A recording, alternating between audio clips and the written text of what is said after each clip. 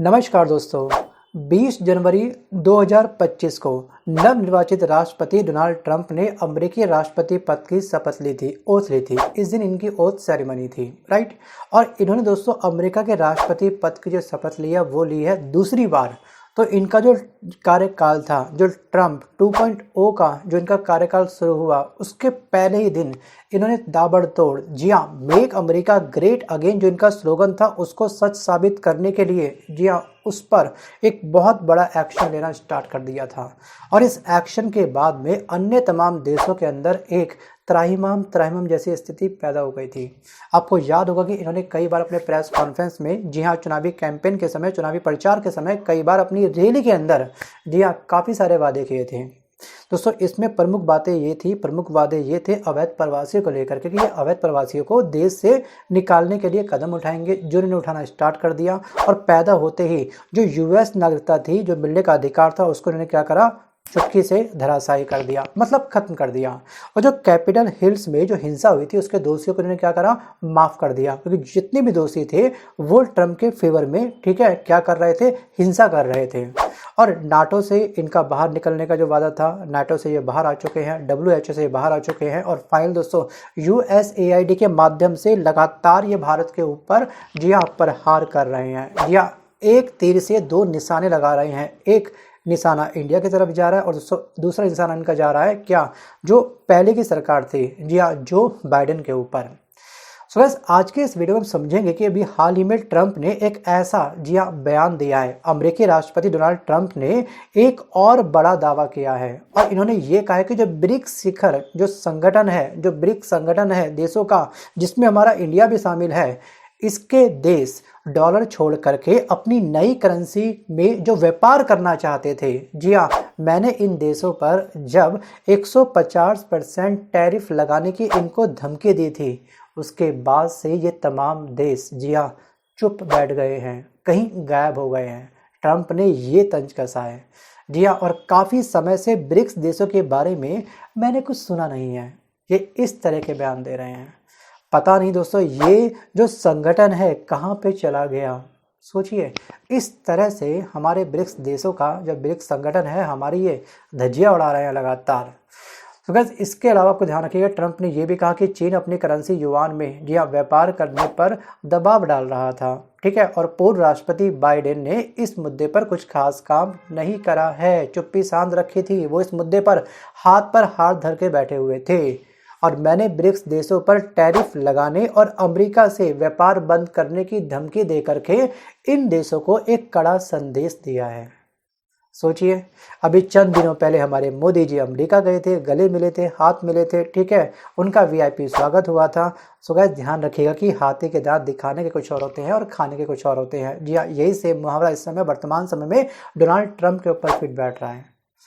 So guys, आपको याद होगा भी चंद घंटों पहले किस तरह से इन्होंने, डोनाल्ड ट्रंप ने रूस को अपने फेवर में लेने का प्रयास कर रहे हैं लगातार। वो अलग बात है दोस्तों कि रूस अब इनके फेवर में जाएगा या फिर नहीं जाएगा। इनके पाले में अगर गया तो हमारा जो ब्रिक्स देश है वो काफ़ी कमज़ोर पड़ सकता है। सो गाइस, अब हम जानते हैं कि आखिरकार ब्रिक्स करेंसी के विचार से डोनाल्ड ट्रंप इतना क्यों डरते हैं। भैया, अपने ओवर कॉन्फिडेंस के पीछे कहीं ना कहीं दोस्तों इनका एक बहुत बड़ा डर छुपा हुआ है। दोस्तों आपको ध्यान रखना है कि पिछले 25 साल में अगर हम वर्ल्ड की राजनीति को, खास तौर पे उसका जो व्यापारिक क्षेत्र है, उसको अगर हम डेप्थ में अध्ययन करें तो हम ये पाएंगे कि पिछले 25 साल में जो यूरो, जो एक मुद्रा है यूरो, ठीक है, ये काफ़ी मजबूत करेंसी बन चुकी है।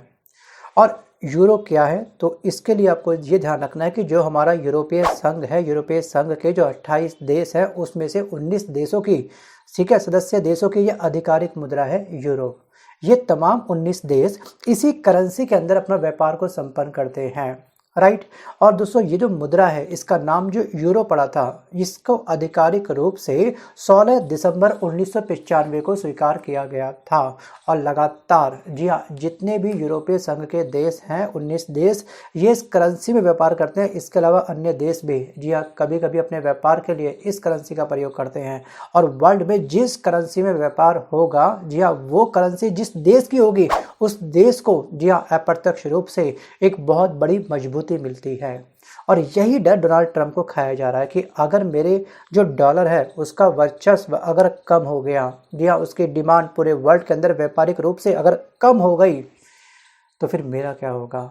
तो इसलिए डोनाल्ड ट्रंप को ये डर सताया जा रहा है। सो गाइस, अब आपको ध्यान रखना है कि अब जो ब्राज़ील है ये ब्रिक्स करेंसी की पहल कर रहा है और हर देश के सेंट्रल बैंक में जो विदेशी मुद्रा भंडार है, जी हाँ, उसमें डॉलर का हिस्सा अभी भी 65% है। और इसी के बोते अमेरिका दुनिया का कैशियर बना हुआ है। अगर जैसे ही दोस्तों ये परसेंटेज डाउन होता है 65% से, अगर इसका परसेंटेज कम करके दूसरे की मुद्रा डॉलर के मुकाबले अप हो जाती है तो उसका वर्चस्व या फिर उसका दबदबा उस देश का, मतलब कि यूरोपीय संघ का, और अधिक हो सकता है। अभी हाल ही में जो हमारी मीटिंग हुई थी, ब्रिक्स समिट जो हुआ था, उसमें हमने अपनी सेपरेट करेंसी लॉन्च करने का विचार किया था, राइट।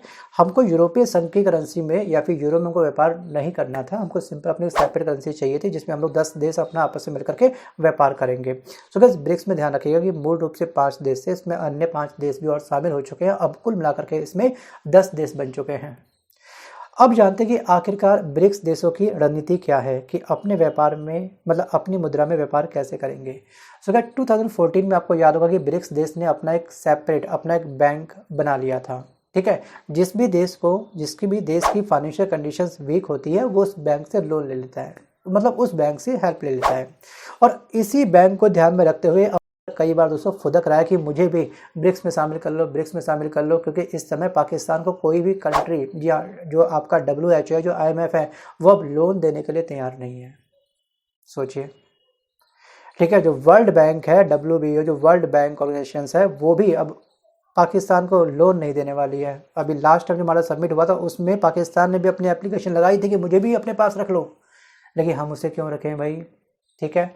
अब यहाँ पे आपको एक चीज़ और ध्यान रखनी है कि जल्द अपनी करेंसी हम लोग लॉन्च कर सकते हैं, लेकिन यहाँ पर जो डोनाल्ड ट्रंप की जो धमकी है हमारे अंदर हल्की सी तो धक धक कर रही है। सो गाइस, अब भारत अभी रूस से तेल रुपए में खरीद रहा है। ब्रिक्स में दोस्तों आपका रसिया भी है, तो ठीक है, हम अपना व्यापार रुपए के अंदर कर रहे हैं, राइट। और जो रूस के साथ, ठीक है, जो चीन है, ये पहले से ही अपनी करेंसी युआन में व्यापार करता है।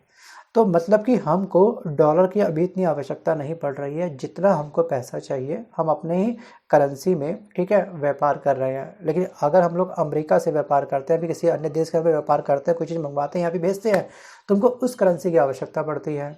और लगातार दोस्तों वर्तमान समय के अंदर जो डॉलर है उसके प्राइस डे बाय डे बढ़ रहे हैं। जितना तो प्राइस बढ़ेगा उस देश को उतना फ़ायदा होगा और हमको उतना लॉस होगा।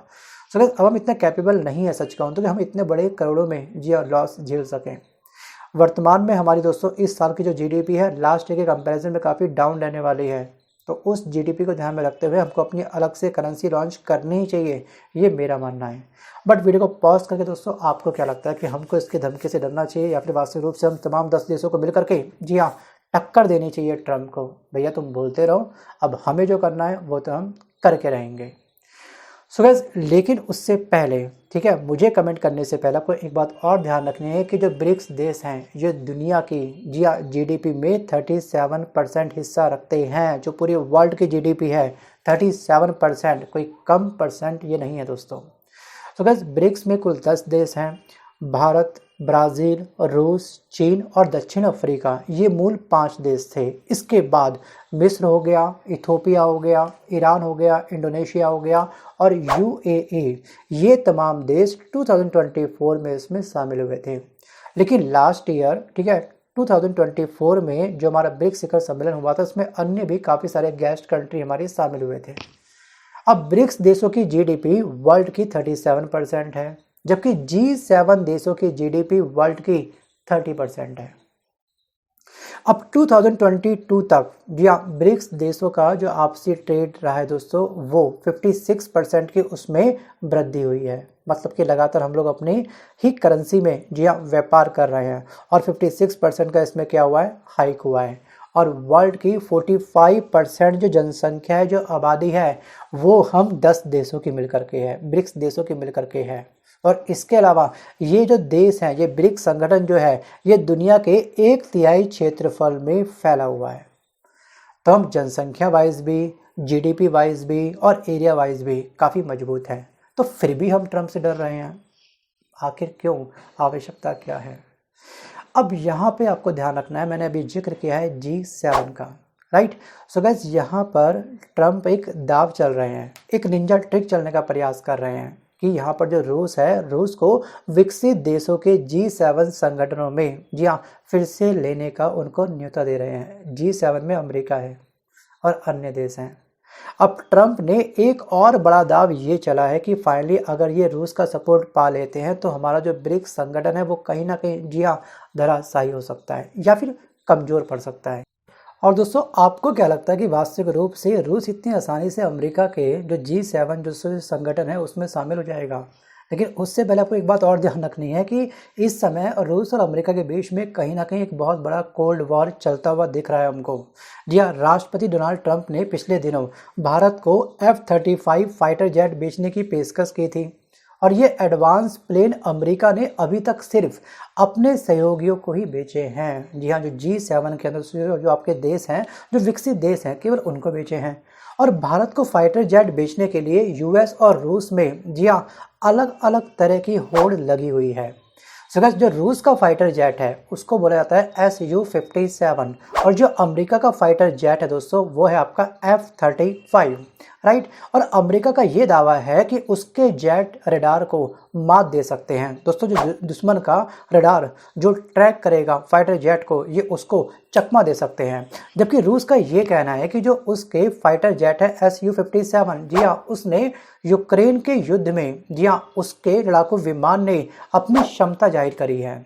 अमेरिका केवल डॉक्यूमेंट के आधार पर केवल ये बोल रहा है कि ऐसा करता है वैसा करता है उसका फाइटर जेट, देखिए हम लोग प्रैक्टिकल, जी हाँ, डेमो लाइव टेलीकास्ट अपनी आंखों से साफ देख चुके हैं। अब हम भारत दोस्तों रूस पे यकीन करेंगे, रूस के फाइटर जेट पे यकीन करेंगे या फिर अमेरिका के F-35 पर? कॉमन सी बात है, हम यकीन करेंगे फाइटर जेट Su-57 पर, जो रूस का फाइटर जेट है। और दोनों के दोस्तों प्राइस में बहुत बड़ा जमीन आसमान का फ़र्क है। सो गाइस, आपको एक बात अच्छे से याद होगी कि 2018 में 114 फाइटर जेट की खरीद का हमने ऐलान किया था और अब ये माना जा रहा है कि इस साल इसके लिए, जी हाँ, हम काफ़ी सारी कंट्री से कोटेशन मंगवा रहे हैं और फाइनली हमको कुछ फाइटर जेट बाय करने हैं। जी हाँ, फ्रांस की डसॉल्ट, स्वीडन की जो सैब कंपनी है, SAAB, साब बोलते हैं इसको, और जो रूस की, जी हाँ, यूनाइटेड एयरक्राफ्ट कॉरपोरेशन दौड़ में है और लगातार हम इनसे कोटेशंस मंगवा रहे हैं। और F-35 का आकर्षण दिखा करके ट्रंप हकीकत में इस डील को, जी हाँ, अपने पाले में लाना चाहते हैं, इस डील को, जी हाँ, लॉक करना चाहते हैं। वहीं पर रूस अपनी डील को लॉक करना चाहता है। और 2016 में आपको एक चीज़ याद होगी कि हमने फ्रांस से 36 राफेल बाय किए थे। अब उसे अपने पुराने पड़ चुके हवाई बेड़े को जल्द से जल्द हमको बदलना है और इसके लिए, जी हाँ, हम लगातार प्रयास कर रहे हैं और इस बार के बजट में हमने मैक्सिमम बजट अपने फाइटर जेट को या फिर डिफेंस में खर्च करने का प्लान किया था। अब दोस्तों, हम किससे बाय करेंगे? Su-57 को बाय करेंगे या फिर F-35 को? ये चलेगा पता आने वाले समय में। लेकिन अगर हम पूर्व अनुमान लगाना चाहें तो हम इस बात से अनुमान लगा सकते हैं कि 2019 से लेकर के 2023 के बीच में, जी हाँ, इस तमाम 4 साल के बीच में हथियारों के आयात के ग्लोबल शेयर में जो हमने इंपोर्ट किया है उसमें भारत का जो हिस्सा है वो सबसे ज़्यादा हिस्सा रहा, मतलब कि 9.8% हमारा हिस्सा है। और 1/3 से अधिक दोस्तों जो हमने आर्म्स इंपोर्ट किए हैं वो अभी तक हमने रूस के साथ इंपोर्ट किए हैं, मतलब कि जो हमने शॉपिंग करी है, जो हमने बाय किया है वो हमने रूस से बाय किया है। तो क्यों ना हम आने वाले समय में दोस्तों जो रूस का जो फाइटर जेट है दोस्तों उसको हम बाय करेंगे, संभावना यही बनी हुई है। और दूसरे नंबर पर 33% जो दोस्तों हमारा इंपोर्ट हुआ है, ठीक है, वेपन्स का, हथियारों का, वो हुआ है फ्रांस के साथ। और जबकि अमेरिका का जो हिस्सा है इसमें केवल 13% है। ग्लोबल में कितना है हमारा? 9.8%। इस 9.8% के आधार पे मैं आपको प्रतिशत बता रहा हूँ यहाँ पर, ठीक है। रूस के साथ मैक्सिमम रहा, दूसरे स्थान पर 33% हमारा फ्रांस के साथ में रहा और जो 13% है वो रहा हमारा अमेरिका के साथ। और जहाँ पर भारत आने वाले वर्षों में जी हाँ अपनी सेना को काफ़ी अपडेट करने वाला है, और इसको अपडेट करने के लिए हम कम से कम 200 बिलियन डॉलर से ज़्यादा खर्च करने वाले हैं। और इसी को लेकर के लगातार हम दोस्तों फाइटर जेट के कोटेशंस इन दोनों ही कंट्री से जी हाँ मंगवा रहे हैं। इसमें फ्रांस भी शामिल है अब, मतलब कि रूस, फ्रांस, अमेरिका, इन तीनों देशों से हम लोग फाइटर जेट बाय कर सकते हैं। बट दोस्तों अब वीडियो को समाप्त करने से पहले आपसे मेरा एक छोटा सा सवाल यही कि अगर आप भारत के प्रधानमंत्री होते, जी हाँ, तो आप ब्रिक्स देशों को संगठित करके ट्रंप को टक्कर देते या फिर जो होता देखा जाता? क्या आपको लगता है कि रूस इस समय जी हाँ डोनाल्ड ट्रंप का जो G7 संगठन है, जो विकसित देशों का समूह है, क्या उसमें जा करके खुद को और अधिक विकसित बनाएंगे, केवल अपना सोचेंगे, या फिर अब तक इतने लंबे समय तक जो ब्रिक्स संगठन चल रहा था उसको और भी अधिक मजबूती देंगे, जी हाँ, डोनाल्ड ट्रंप को टक्कर दे करके? आपको क्या लगता है? Think about it. So guys, आज के इस वीडियो में बस कर इतना ही। मिलता हूं जल्द एक नए वीडियो के साथ, तब तक के लिए धन्यवाद।